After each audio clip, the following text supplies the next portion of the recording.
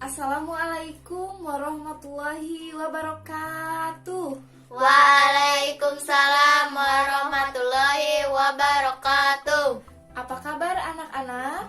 Alhamdulillah, luar biasa. Allahu Akbar. Pada semangat ya belajar hari ini. Nah, sebelumnya kita berdoa terlebih dahulu yuk. Dipimpin oleh satu orang ya. Iya, Bu. Coba Eni pimpin. Bismillahirrahmanirrahim. Rabbi zidni ilma warzuqni fahman birahmatika ya arhamar rahimin. Amin.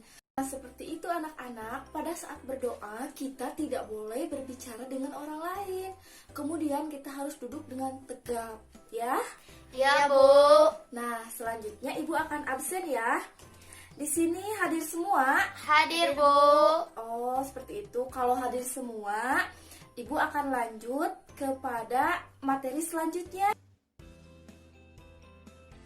Anak-anak, kita akan belajar pada tema 2, yaitu persatuan dalam perbedaan, subtema 2 bekerja sama mencapai tujuan, dan pada pembelajaran yang pertama. Nah, berikut tujuan dari pembelajarannya.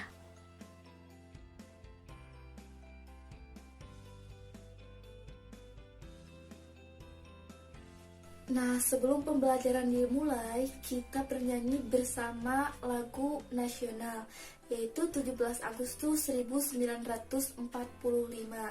Nah, menyanyikan lagu nasional ini merupakan salah satu bentuk nasionalis, yaitu bentuk cinta tanah air kita kepada Indonesia.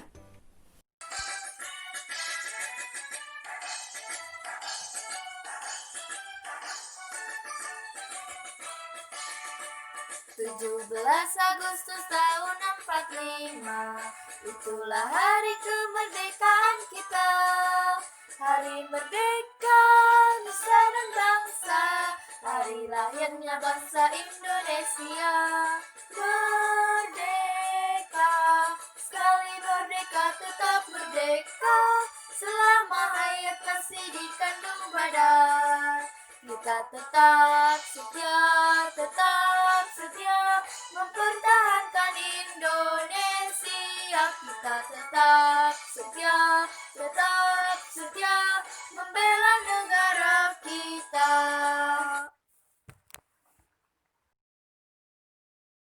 Anak-anak, minggu kemarin kita sudah belajar mengenai kemerdekaan Indonesia.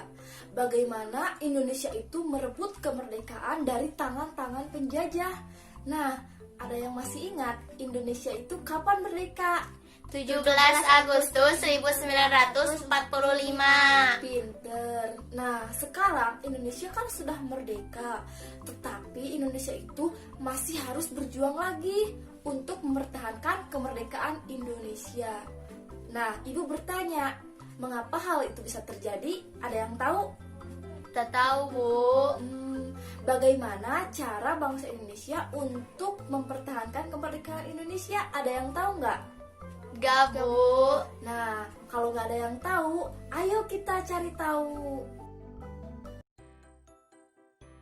Nah, anak-anak, coba kalian buka bukunya pada halaman 44. Di sana ada sebuah teks bacaan tentang perjuangan mempertahankan kemerdekaan Indonesia.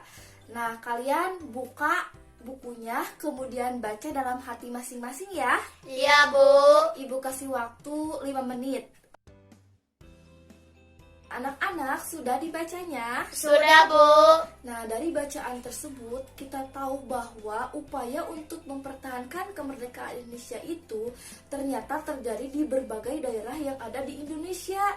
Nah, salah satunya itu ada pertempuran Surabaya.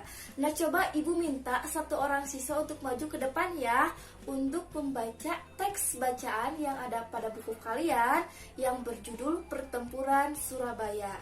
Coba Ibu minta Eni untuk maju ke depan ya. Iya, Bu. Pertempuran Surabaya. Pada tanggal 25 Oktober 1945, tentara sekutu yang dipimpin oleh Brigadir Jenderal Malabi tanggal 27 sampai 30 Oktober 1945 terjadi kontak senjata antara para pemuda Indonesia dengan pasukan Inggris. Dalam pertempuran ini, pasukan Inggris dapat dipukul mundur. Bahkan, puncak dari pertempuran tersebut adalah terbunuhnya pimpinan pasukan Inggris, Brigadir Jenderal Malabi. Pada tanggal 9 November 1945, Inggris mengeluarkan ultimatum yang berisi semua pimpinan dan orang Indonesia yang bersenjata harus melapor dan meletakkan senjatanya di tempat yang ditentukan dan menyerahkan diri dengan mengangkat tangan. Namun, ultimatum tersebut ditolak oleh pihak Indonesia. Pada tanggal 10 November 1945, terjadi pertempuran yang sangat dahsyat. Pasukan Inggris menggempur Surabaya dari darat, laut, dan udara. Peristiwa 10 November ini diperingati sebagai Hari Pahlawan. Tepuk tangan. Nah, bagaimana untuk teman-teman yang lainnya, sudah dibaca? Sudah, Bu. Nah, sekarang kita akan membuat peta pikiran. Kita sudah belajar untuk pekan yang lalu mengenai peta pikiran. Dalam peta pikiran itu terdapat kalimat seperti Apa, siapa, kapan, di mana, mengapa, bagaimana. pinter, kalian masih ingat. Setelah membuat peta pikiran, kalian membuat sebuah tulisan atau karangan dari peta pikiran tersebut bersama teman sebangkunya ya. Iya, Bu. Nah, tulisan tersebut harus menggunakan kalimat efektif. Ada yang tahu kalimat efektif itu apa? Tidak, Bu. Anak-anak, kalimat efektif adalah kalimat yang mengandung gagasan pembicara atau penulis yang terdiri atas kata-kata yang mempunyai unsur SPOK. Apa itu SPOK? SPOK itu terdiri dari subjek, objek, predikat, dan keterangan. Nah, adapun ciri-ciri kalimat efektif. Yang pertama itu memiliki unsur penting atau pokok minimal unsur subjek dan predikat.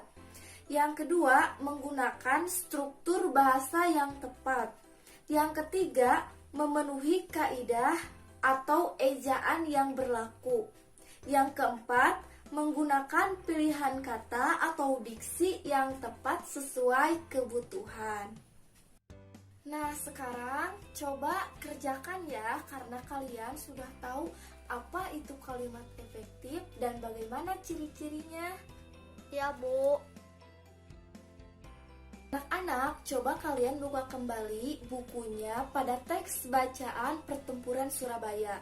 Nah, di sana ada sebuah pertanyaan mengenai makna apa yang dapat diambil dalam bacaan tersebut mengenai Pertempuran Surabaya dalam upaya mempertahankan kemerdekaan Indonesia. Nah, kalian nanti diskusikan bersama teman kelompoknya ya. Iya, Bu.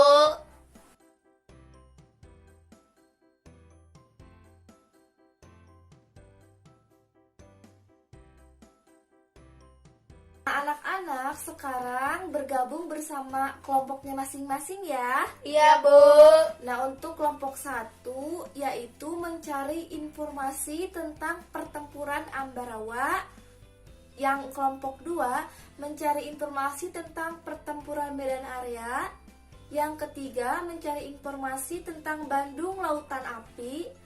Yang keempat, mencari informasi tentang agresi militer Belanda 1. Dan yang kelima, yaitu mencari informasi tentang agresi militer Belanda 2.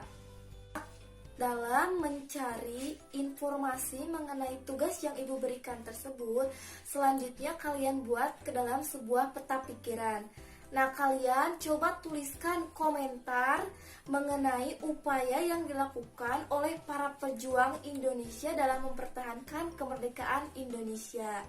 Nah, untuk tugas ini nanti dikumpulkannya pada pertemuan selanjutnya ya. Iya, Bu.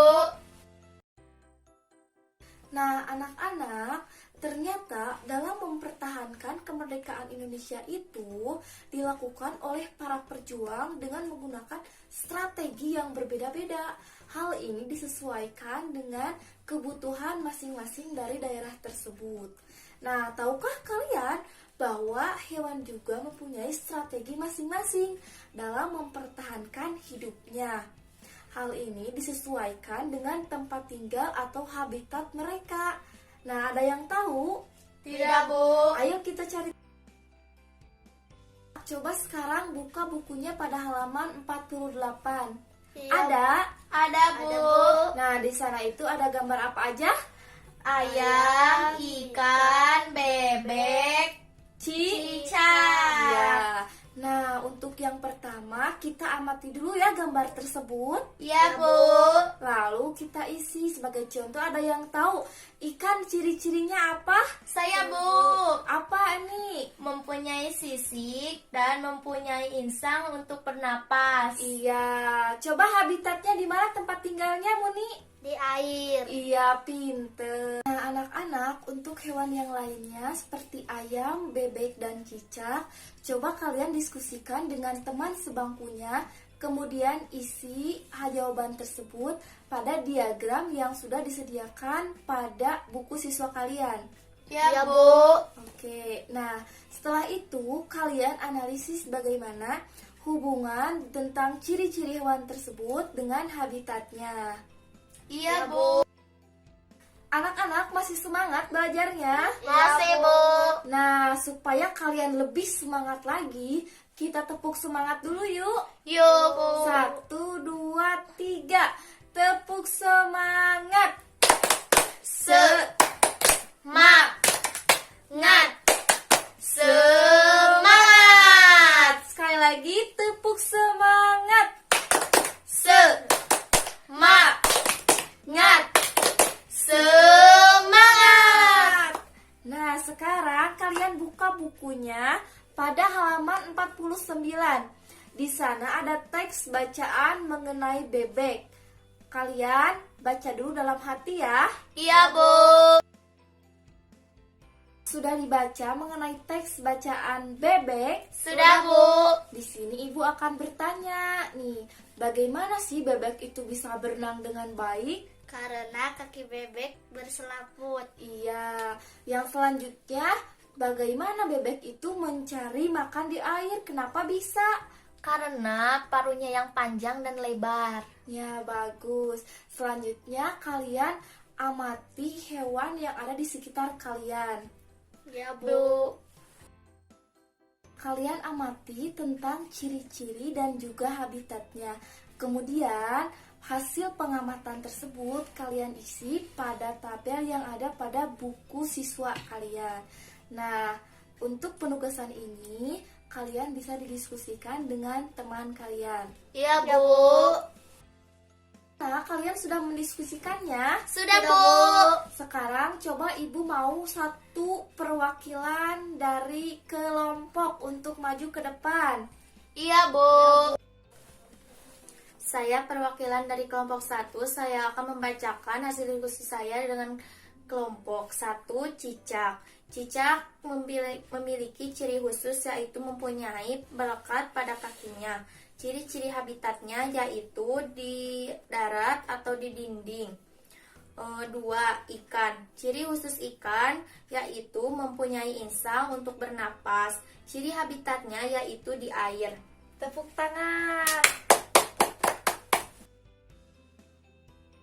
Nah, anak-anak Indonesia ketika sudah merdeka tidak hanya sebatas itu. Kita harus juga mempertahankan kemerdekaan Indonesia yang sudah kita raih dengan susah payah dari tangan penjajah. Nah, ada berbagai banyak upaya yang dilakukan oleh para perjuang kita dari berbagai daerah di Indonesia untuk mempertahankan kemerdekaan itu. Salah satunya ada pertempuran Surabaya. Nah, ternyata dalam mempertahankan kemerdekaan Indonesia ini sesuai juga dengan hewan dalam mempertahankan hidupnya yang disesuaikan dengan habitatnya. Seperti hewan ikan yang mempunyai insang yang digunakan dalam bernapas karena ikan hidup di dalam air. Nah, sampai di sini mengerti? Mengerti, Bu. Ada yang ingin ditanyakan? Saya, Bu. Boleh, Eni, apa? Bu, berarti kemerdekaan Indonesia itu harus kita jaga bahkan sampai sekarang. Iya, tentu harus kita jaga karena kita tahu bahwa merdeka itu sangat sulit didapatkan. Bahkan para pejuang kita sampai menumpahkan darah. Jadi kita harus tetap menjaga kemerdekaan keutuhan NKRI, Negara Kesatuan Republik Indonesia. Nah, silakan ada yang bertanya lagi? Saya, Bu. Boleh. Bu, kenapa cicak mempunyai perekat pada kakinya? Iya, kalau tidak, cicak itu akan jatuh karena cicak itu hidup di darat, hidup di dinding. Nah, itu ciri-ciri khusus cicak. Cicak mempunyai perekat karena untuk mempertahankan hidupnya, habitatnya juga di dinding, di darat. Sudah ada yang tidak ditanyakan lagi? Mengerti semuanya? Mengerti, Bu. Nah, kita tutup pembelajaran hari ini dengan membaca hamdalah bersama-sama. Alhamdulillahirabbil alamin.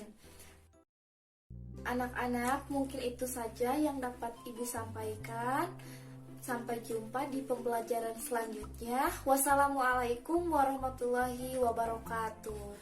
Waalaikumsalam warahmatullahi wabarakatuh.